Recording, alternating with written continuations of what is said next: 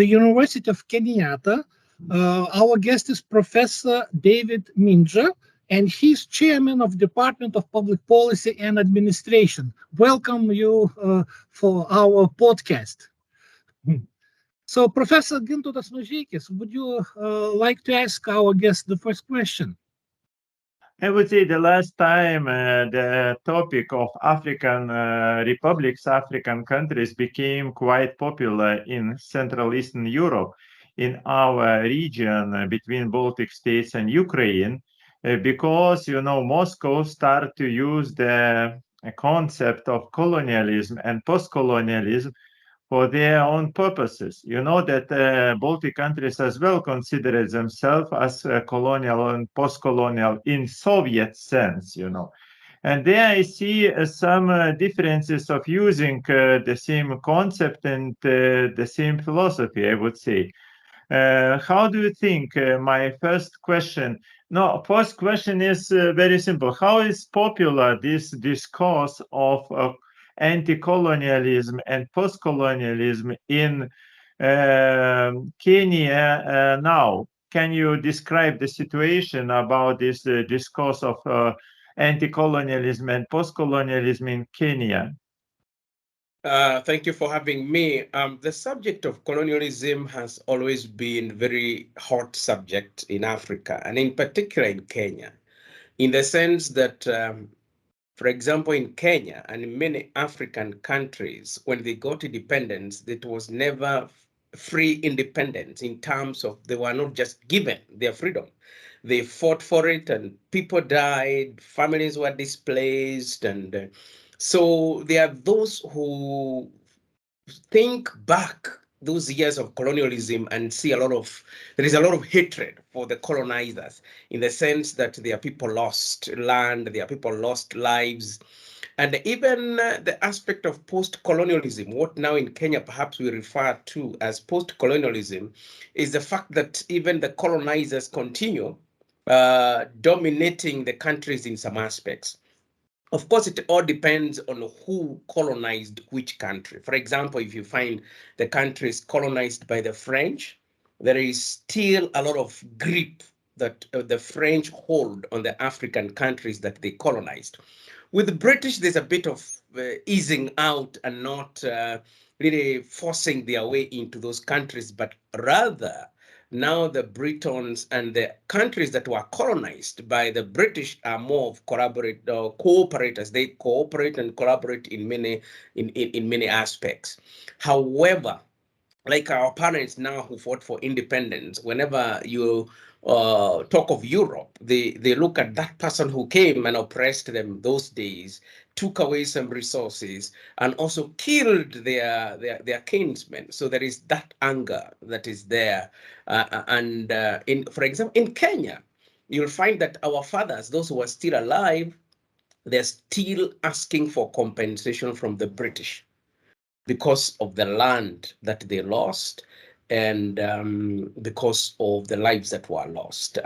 Partly the British have been compensating them in cash, because those freedom fighters have hired lawyers who went to Britain and lodged their case, and they won against the British government. And so there has been some level of compensation, though it is not sufficient. So they still feel that the British has not compensated them enough. Yeah. But, my question, okay, there are many similarities in Eastern Europe, because we asked Russia to compensate for 100 years of occupation, and actually Russia doesn't agree to compensate. This is always conflict and the battle. And from the other side, we see that differences about our friendship. For example, Baltic countries considers United States, Great Britain, and French as biggest friends, and Russia tries to present itself as some kind of friend of many of Africa republics, This is, you see, a different position. From the one side, you demand from Great Britain compensation, and we discuss that Great Britain is a very cool and great country. And from the other side, we demand compensation from Russia. And you consider, not you particularly, but some African countries consider Russia as liberator, from Western power. Do you see the possibility for manipulation? Yeah, to some degree, yes, because one, Russia never colonized any country in Africa. But after the post-Soviet Union era, Russia started coming to Africa from two fronts. One of them being diplomatic. There is this diplomatic front where Russia presents a picture of a friend to the African nations. And the other one, of course, is through conflicts, fueled conflicts, through agents that are associated with Russia. So Russia has been coming to Africa from those two fronts.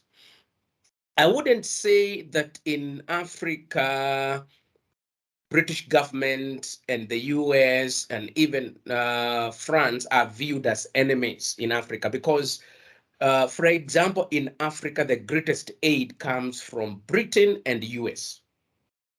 In Kenya, for example, you'll find that the Britain has a military base in Kenya. And when it comes to military exercise and all that, it's a joint mission between the Kenyan army and the British army. So they are not viewed as enemies, especially by the current generation. But the generation that was ruled by the British, our fathers and our grandfathers, those are the ones who have that kind of some degree of hatred because of the way they were oppressed at that point. And again, even during that period, you'll find that the British continued to support and grow the economy of those nations that they colonized. They brought in education, they brought in commerce and medical services. So there's a lot of good that was done even during colonialism. But the fact that they were forced to pay taxes through the chiefs that had been appointed or are collaborating with the British, so the citizens were paying taxes, and the citizens were oppressed. There was division between the British and the Kenyan or Tanzanian or Ugandan, whichever country that they had colonized. Of course, those resentments are still there. But there is a lot of good that came from the British, and of course has continued to come because Britain is a major cooperator with Kenya. It's a major partner in development in Kenya, for example, or Uganda. US the same, or US, of course, like I've said, it's the biggest donor, it's the biggest development partner in terms of especially health and military support, because again, because of Al-Shabaab within the Horn of Africa, there was no way our countries would have been able to have enough resources to fight Al-Shabaab, because Al-Shabaab was well funded by other people and Al-Qaeda and others. And so the US government came in, the British government came in, and they supported our military operations and even equipped and trained our armies within the region. And that is why they have been able to contain the spread of Al-Shabaab in this region. Otherwise, Al-Shabaab was so strong that it could have overrun the region. But with the help of the US and the British, we have seen a lot of support from them. So even with that kind of negativity that was earlier during colonialism, the post-colonial era, especially with the British, is not one of hatred or antagonism, but it's one of cooperation, it's one of support. However, our grandfathers and our fathers still remember, those who are still alive, they still remember the fact that they were oppressed during the colonial era. Yeah. Professor Tomas, Thomas, we don't hear you. Yeah. It is very interesting because when I hear you telling this military collaboration between Kenyan military and the British U.S., which is NATO. Very interesting that Sergei Lavrov, the foreign minister of Russia, comes to Kenya. So how does the government of Kenya maintains its position as militaristically collaboration with NATO, yet Lavrov is invited for some diplomatic purposes? What was the purpose of his visit? For a long time, even during the Cold War between the West and the East, Kenya maintained a non-allied status, where although there was a lot of support from the US and UK and NATO, it still had friendship with the Russian, because the Russian government was sponsoring especially education part of it. And it also sponsored in the 60s a major hospital in Kenya. So there was there has always been some soft diplomacy from the Russian side, trying to penetrate Africa using soft diplomacy, but they don't come out very openly. Even with the recent visit that was reported last month, that is on the 9th May, when the Russian foreign minister was here, our reading is that they are looking for support when it comes to voting in the UN General Assembly, the UN Security Council. When it comes to voting, they don't want Africa to vote against them. Neither are they telling Africa to vote in their favor, but they would want Africa to remain neutral and not vote for or against Russia. And that is the message that he brought. However, if you listen to the citizens and the general public, they're very forthright, and they're very straight to the point. They know and they see Russia as an aggressor. They talk about it. The citizens talk about it, and they're in support of Ukraine. But the government, because of this, and the support, by the way, did come from Russia. What happened is that the fertilizer that had been seized by Latvia as a result of the UN blockade, and it was decided to be given to the poor African nations or African nations that are not doing well in agriculture, that is the fertilizer that came to Kenya. It's not fertilizer from Russia that came directly from Russia to support Kenyan agriculture. It is this fertilizer that was seized by Latvia and was given to UN WFP, World Food Program, to be given to African nations. However, to us, we see a calculated move in terms of their soft diplomacy for the minister to come to Kenya on the week that the fertilizer is also arriving in Kenya. And yet we know that this fertilizer is not coming from the Russian, government directly. It's coming from WFP, although originally it was Russian fertilizer. So I think for us, we see Russia trying to play soft diplomacy in order to gain support. And if they cannot gain support from the African nations, at least when it comes to voting, they don't vote against Russia. So those are the cards that they are playing. But from the African, especially the Kenyan and South African perspective, they are partners with the US, they are partners with the UK, and so you would say their allegiance is more towards the West than towards the East, and in particular, Russia. And it is the Kenyans, the South Africans, they have maintained the fact that we know that actually Russia is the aggressor in terms of the Ukraine crisis. So they are not supporting Russia in terms of their aggression. But Russia would want governments in Africa to remain neutral and not voice it openly or be aggressive against the Russian aggression in terms of voicing it out. But what does Russia offer in exchange for Kenya's neutrality? Yeah, it hopes that when it comes now to voting, Kenya being a member of the UN Security Council, they will not vote against Russia. So their vote, maybe what they're hoping for, and this is now my thinking, they would want Kenya, for example, to abstain from voting so that that vote doesn't go against Russia. Those are the cards they are playing.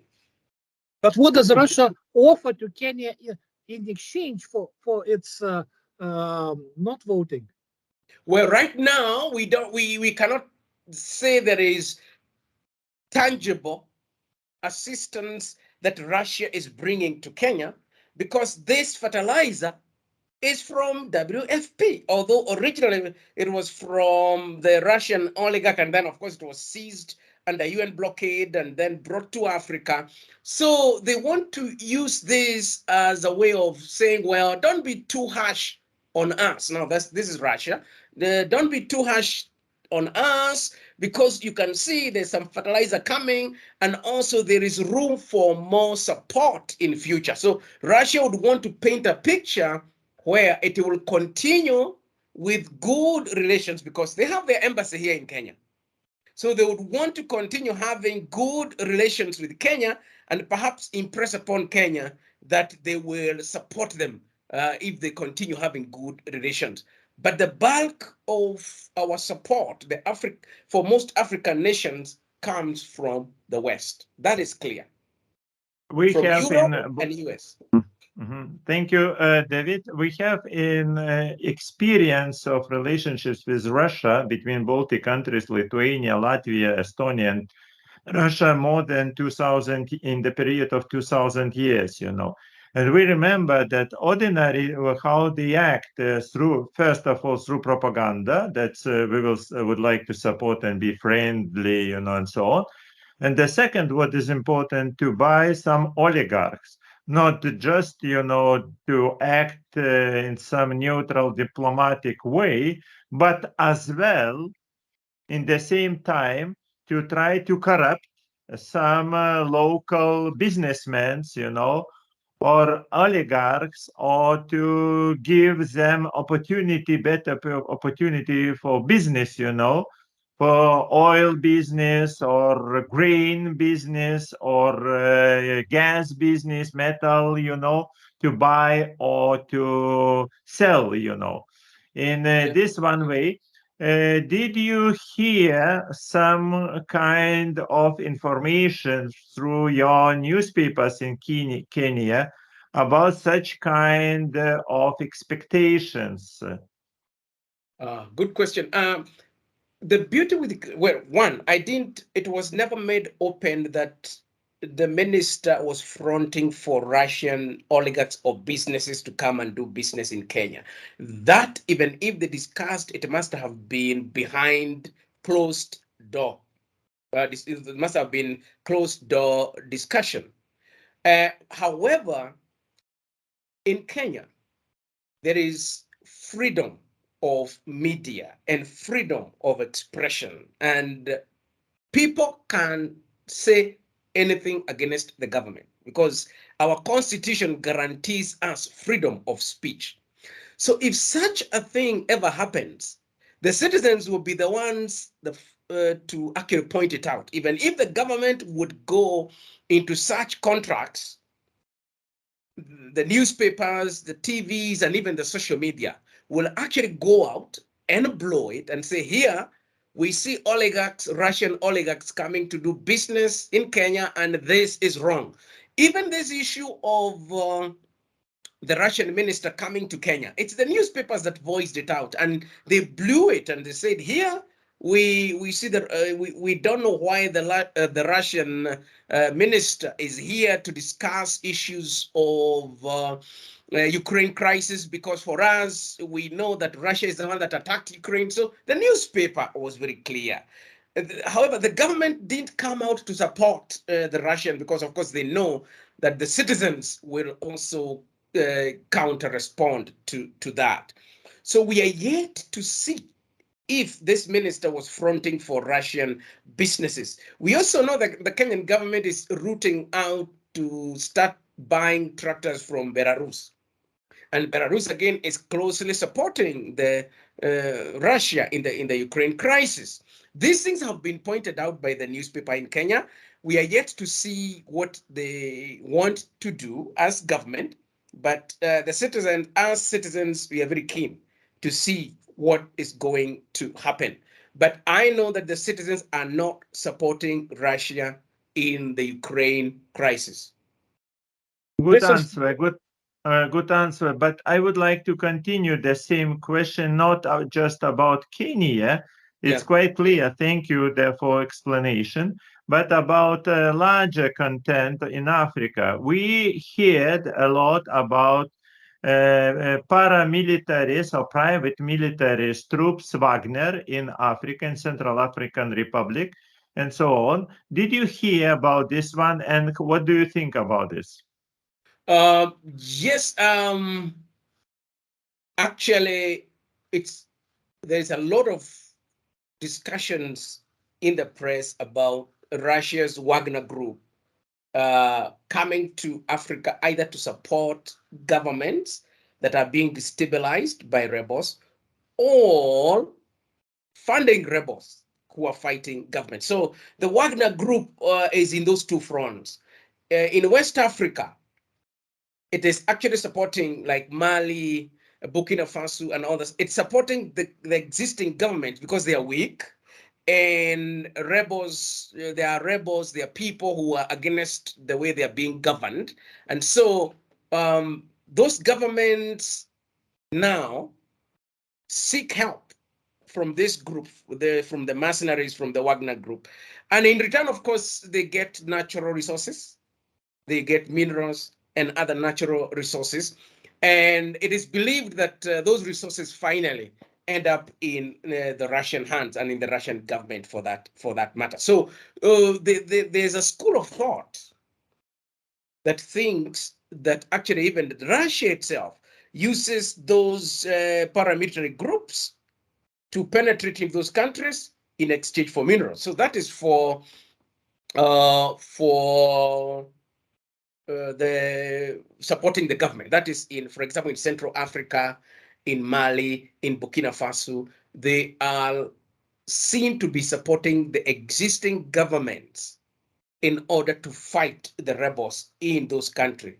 And of course, in return, they'll get reward by being given the natural resources. However, there is also the other side of the coin. In Libya and Sudan, we are now talking about the Sudan crisis. We are seeing the Wagner group supporting the rebels. In Libya, it's supporting Haftar. In Sudan, it is supporting the rebel group or this RSF, the Rapid Support Forces, which actually broke away from the military, and now it is fighting the military. So it all depends on where they see they will gain. That's the mercenaries or the Wagner group. If they see that they're going to gain through supporting government to fight rebels, they actually support government. If they see themselves gaining by supporting the rebels so that they can take over the government, and of course, again, once they take over the government, they will have access to natural resources and other resources the countries have. So we also see Russia penetrating into some countries through that way. So you could summarize it this way.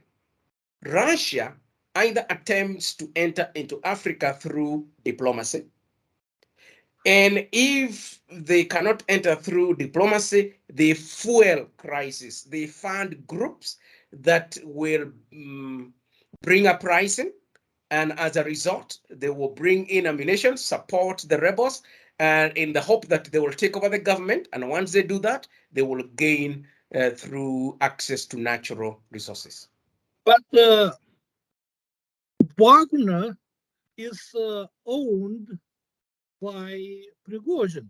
And during the Ukrainian and Russian war, at the stage today, at the current stage, we see that Prigozhin has been making his kind of presidential campaign that he's the most important leader in military, in politics in Russia, that he makes the most important decisions. He visits wounded soldiers. He makes decisions to withdraw his troops.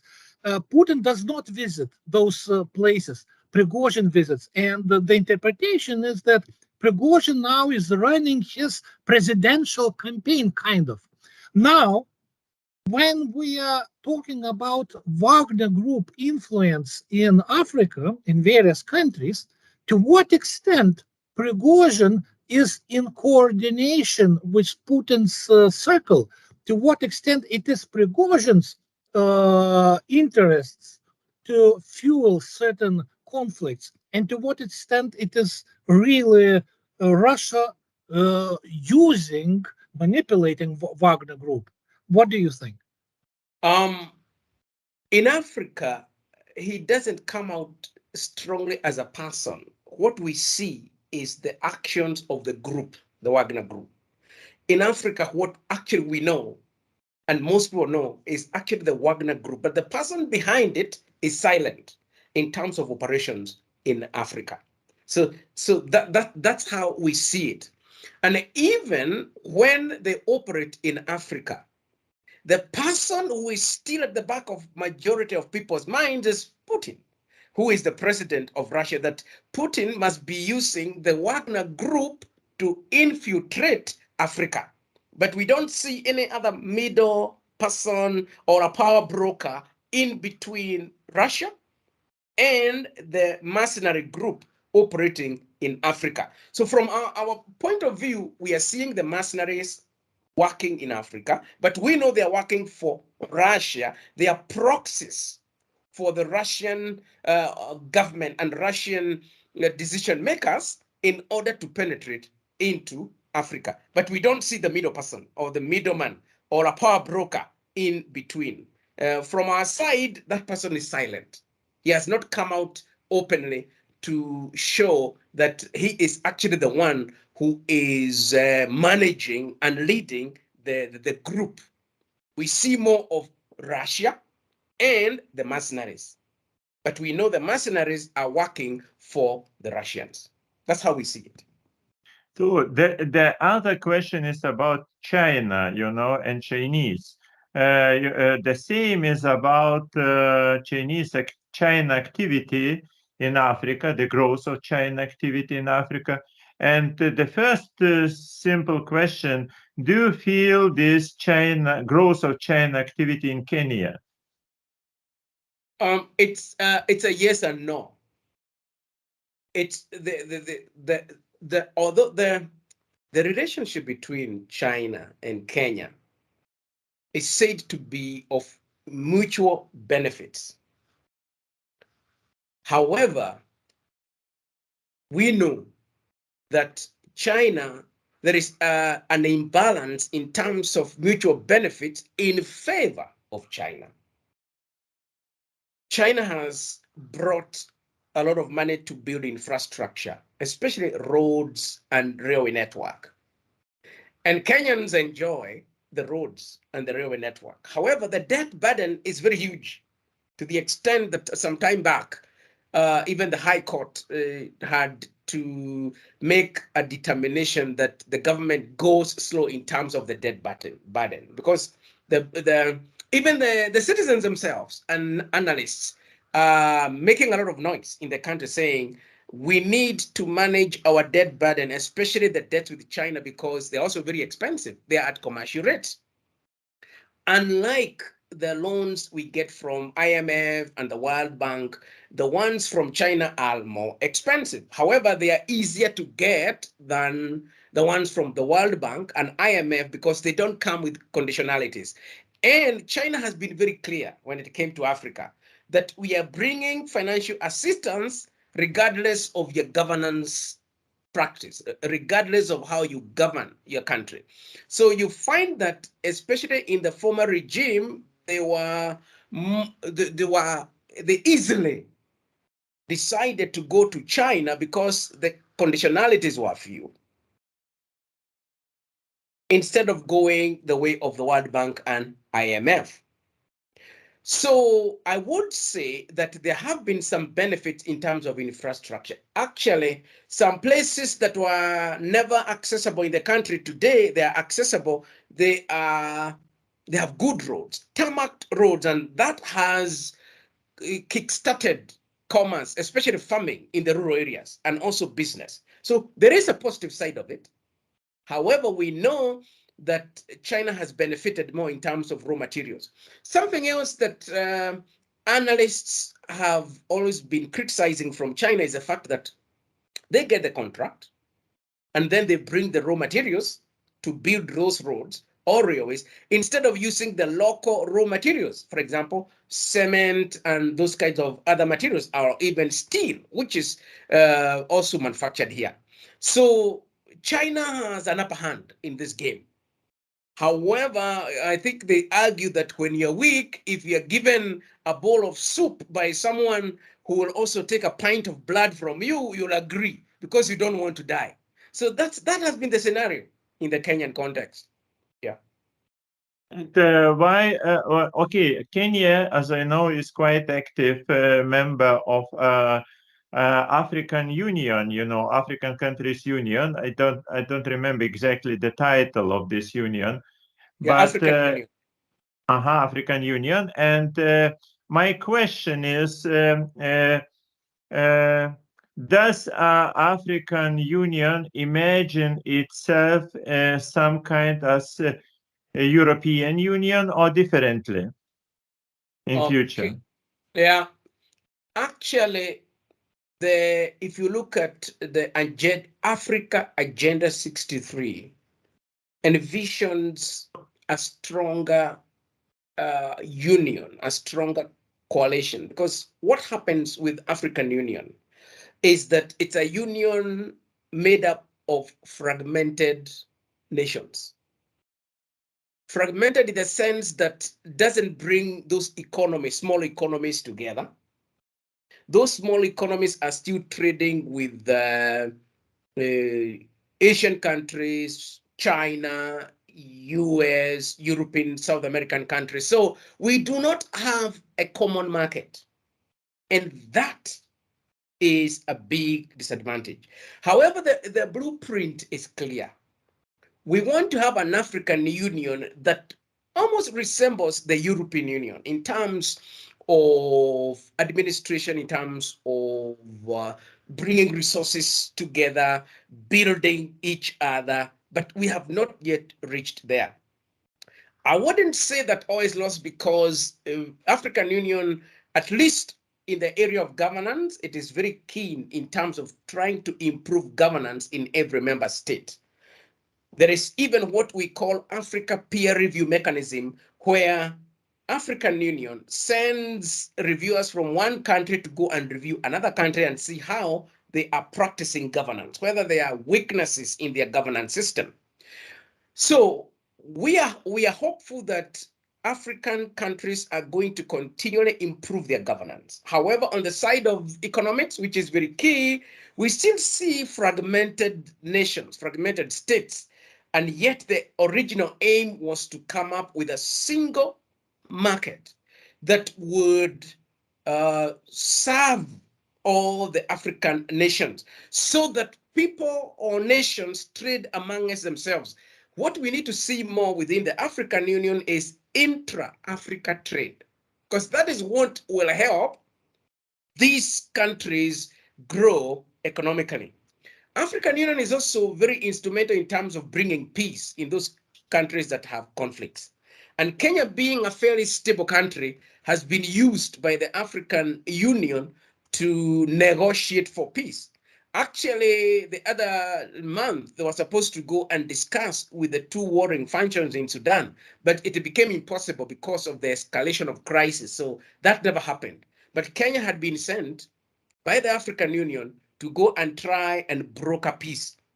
And that has happened in many instances in Kenya, where Kenya has been sent by the African Union to go to Congo, to go to Burundi and other nations, just to go and try to broker peace, because we are fairly stable in terms of peace. building. And that's why we can be trusted. And also Kenya being the headquarters of UNEP, you cannot afford to go wrong in many ways, because we find that the United Nations also, they have their headquarters here, the UNEP, and UN regional offices are also housed in Nairobi. So Kenya is at a very strategic point where we cannot afford to allow any crisis to be around. And that's why we have a lot of support even to help other nations around us to gain peace and stability. Talking about stability and Kenya being a role model for geopolitical stability in the region, do you feel cultural, not political this time, but cultural, linguistic differences when you cross the border from Kenya to Tanzania, from Kenya to Uganda, from Kenya to Somalia, from Kenya to Ethiopia? Do you feel in one of these countries that as soon as you cross the border, that there's a different culture than in Kenya, there's a different language, different kind of approach, and only then you notice maybe some economic and political differences?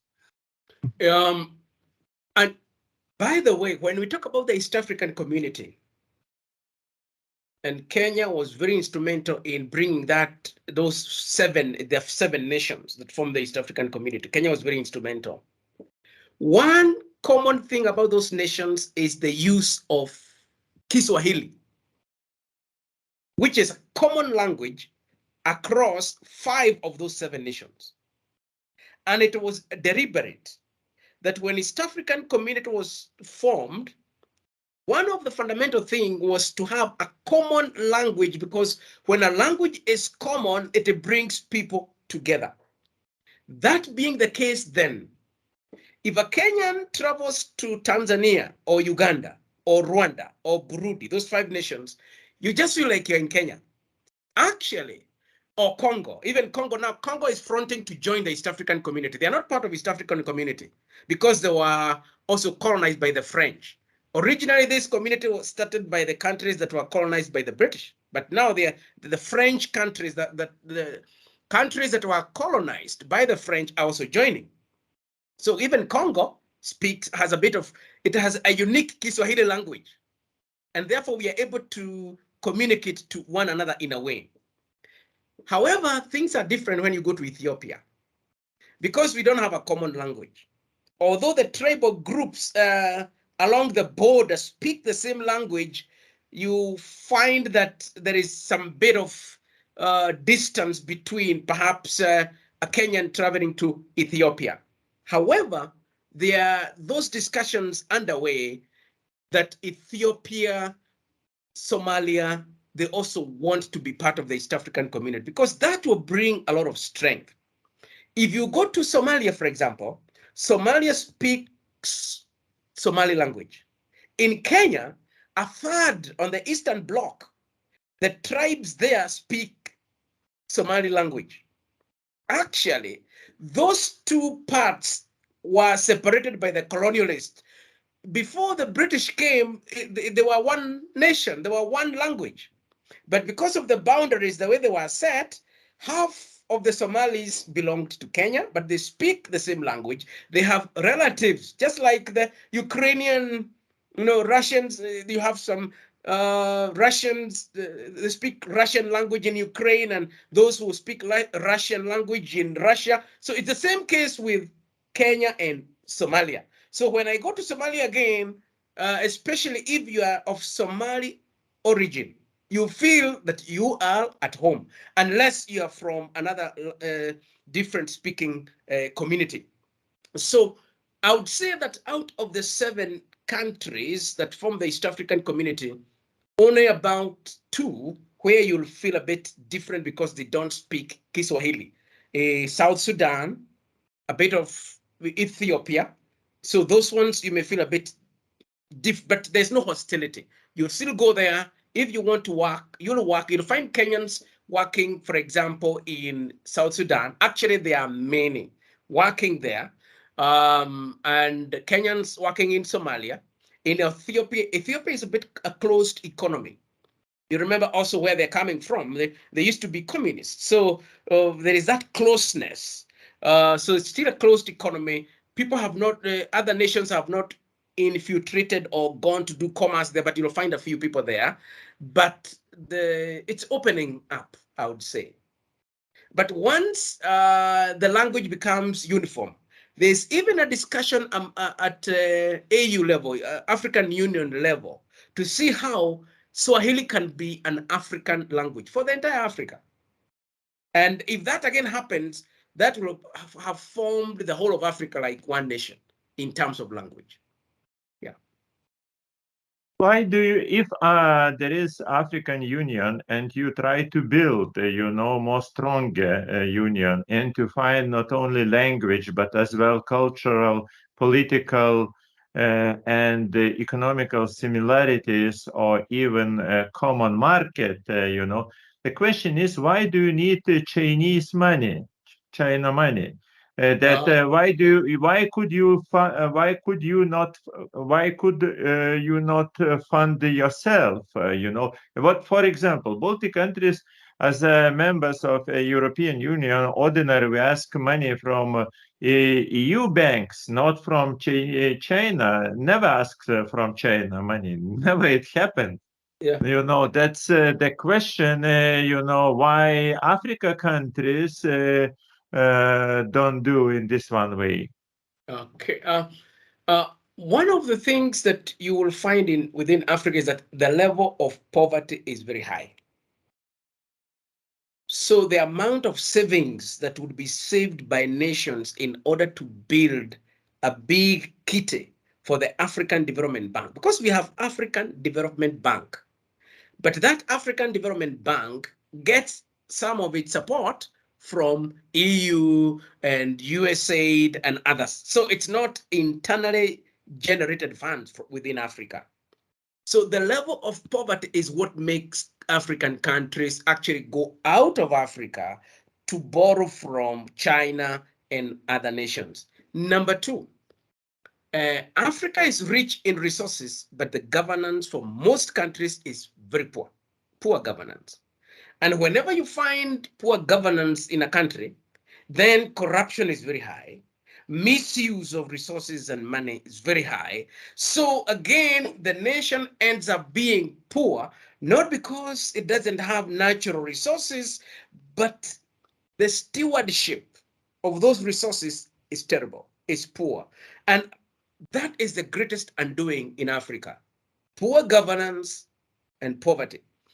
If you go to education, many Africans are highly educated, but they have no jobs.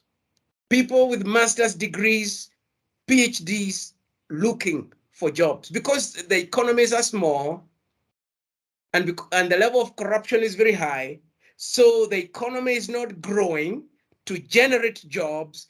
That's why you'll find Africans now in Europe, in US, looking for jobs, going to work there. Highly educated people, but doing menial jobs. Yeah. Our program is going towards the end. This is extremely interesting, and I hope we will have a second session in a month or two whenever you have free time. Yeah. But before we end, I would like to ask you the final question. Yes. Not long ago, you visited Lithuania. You visited Kaunas. I attended your lecture. It was very, very interesting, just like today. I would like to ask you for the final answer. What is your impression about Kaunas, about Lithuania, coming from Kenya? What impressed me mostly is the discipline of the people.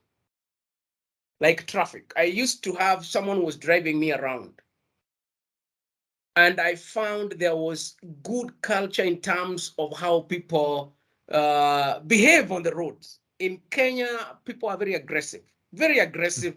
They will cut you and sometimes will not even wait for the lights to go green. They'll just move. So for me, that level of discipline impressed me a lot. Number two, town planning or city planning. It has been done so well that there is even future for example, development of roads or railway system. If you come to a country, I mean a city like Nairobi, if you are to do a metro, you don't know where to start. By the way, Nairobi has skyscrapers, tall buildings, taller than those I saw in Kaunas, taller than those I saw in Kaunas. They are there in Nairobi. However, in terms of transport, if you are to do a rail system, you don't have anywhere because people have even built next to the road, on the road reserve. So I think it's a question of discipline again. But town or city planning in Kaunas was very, very good. You could, you cannot get lost. Once you have a map, you can go anywhere.